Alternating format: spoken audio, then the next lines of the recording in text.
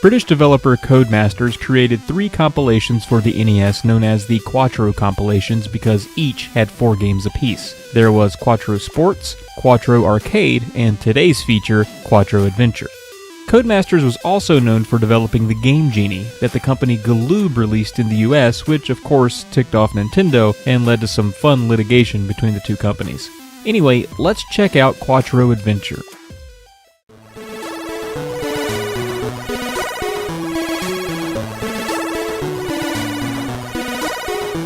Let's start with Linus Spacehead. Linus is a cosmic being who accidentally crash-landed on Earth. Now you have to guide poor Linus around this unforgiving planet by avoiding enemies so he can get high enough in elevation to set off an SOS signal. Plus, his radio got smashed into pieces, and you'll have to find those pieces and repair it. While being hit and knocked backward is a common nuisance in many NES platformers, here you can turn your back on an enemy and use that knockback effect to your advantage. Linus can only jump with the A button, and the B button does nothing. So you can't dispatch enemies, you have to jump clear of them or avoid them altogether, making the game a little slow and tedious. I never once got the hang of the knockback effect because when I touch an enemy, I died immediately. The graphics are nice and colorful as many Codemasters games are, and there's lots of variety in the stage designs. On your travels, you'll spot little pieces of candy. If you pick up enough of those, you earn Linus an extra life, and you'll need them. Clearing enemies in the game is very tedious. Linus has a ton of momentum and is hard to slow down at times to keep him from falling off edges,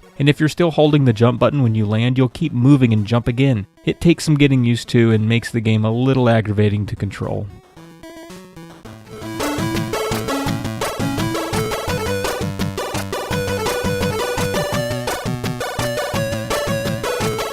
Next up, Super Robin Hood. Robin Hood was hot in the early 90s. You had the Kevin Costner film in 1991 that spawned its own NES game, and the parody Robin Hood Men in Tights from Mel Brooks. So this Super Robin Hood game buried in the Quattro compilation cart has to be good, right? Well, it's not bad.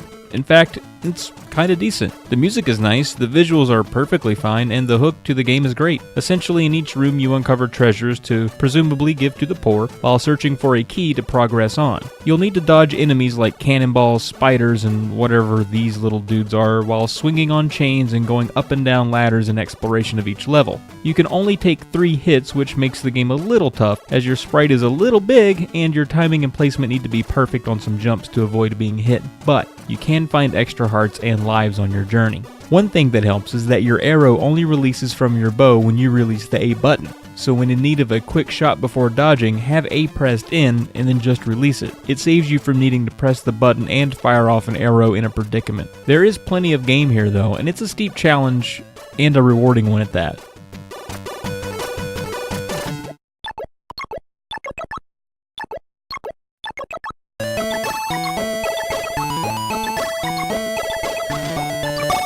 Next up, Boomerang Kid. According to the manual, Boomerang Kid got lost in the outback on a camping trip. And we all know, realistically, he would have been murdered by a giant spider within minutes, but luckily, Aborigines found and saved him. He's raised by the tribe as one of their own, and when their boomerang store is raided, he sets out to retrieve all of the missing boomerangs. He's more keen on finding boomerangs than tracking down his original family, but that's his prerogative.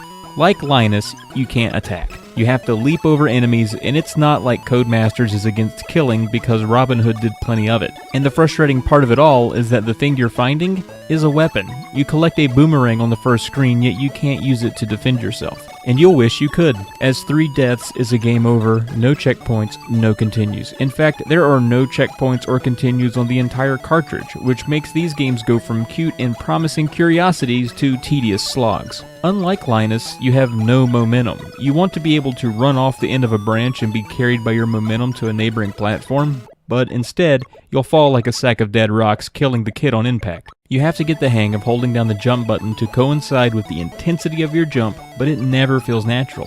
It never feels right. Every jump and landing when I first started playing were all a surprise to me. You sort of get the hang of it after a while, but at that point, the game is already worn thin. There are 3 different worlds consisting of puzzles to solve and traps to avoid. Each world has 10 rooms, but you only need to make it through 6, as you get to decide which way you want to go at the end of each stage, either left or right. I guess this is kind of neat so that you can pick the 6 stages you're most comfortable with in order to complete the game.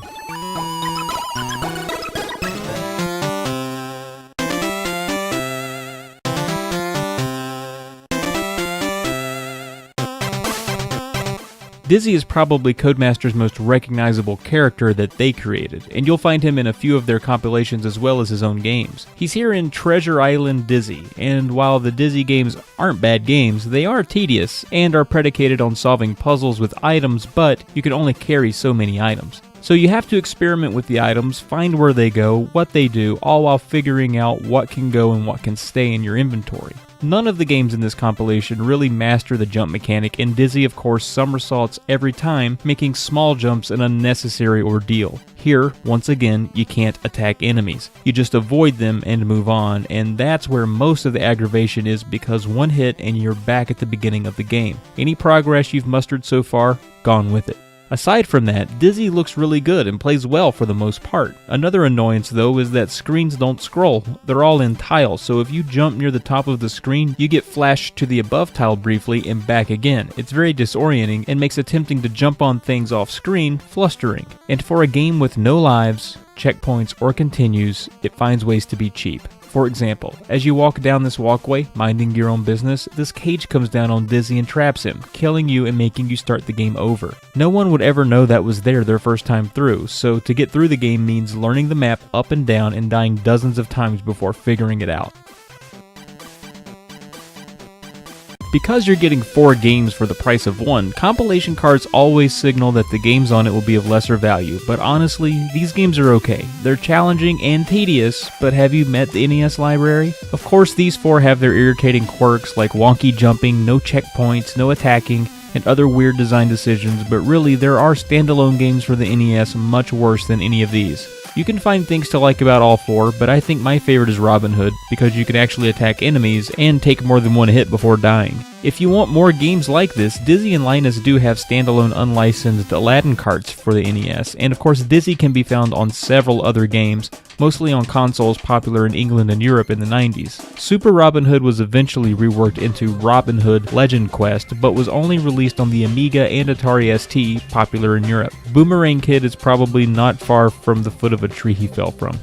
Well, that does it for Quattro Adventure compilation. Which one is your favorite? And thanks for watching.